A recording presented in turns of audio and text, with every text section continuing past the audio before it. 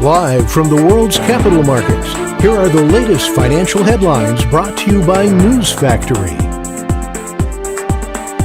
Hello and welcome to Monday's Daily Financial Review. Here's what's making the headlines in the markets today. Japan's industrial production will be released at 4:30 GMT. Japan's tertiary industry index at 4:30 GMT. The Eurozone's Eurogroup meeting at 7 GMT. Finland's consumer price index will be released at 5 GMT.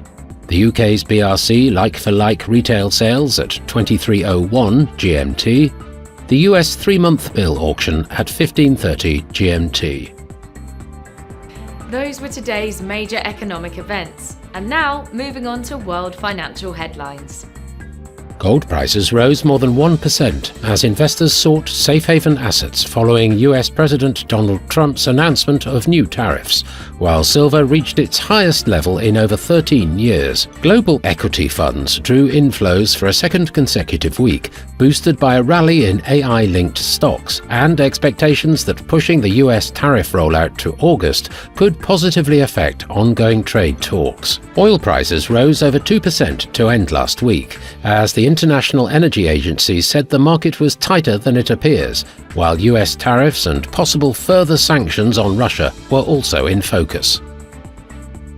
Coming up, the choices from our chief analysts for today.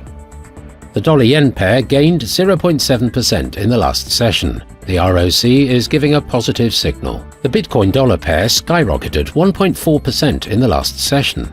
The Williams indicator is giving a positive signal. The Aussie-dollar pair made a minor downwards correction in the last session, dropping 0.1%.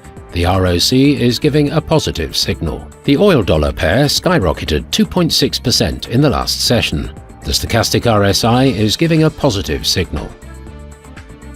We hope that you've enjoyed Monday's financial review. On behalf of all of us here, we wish you a productive trading day.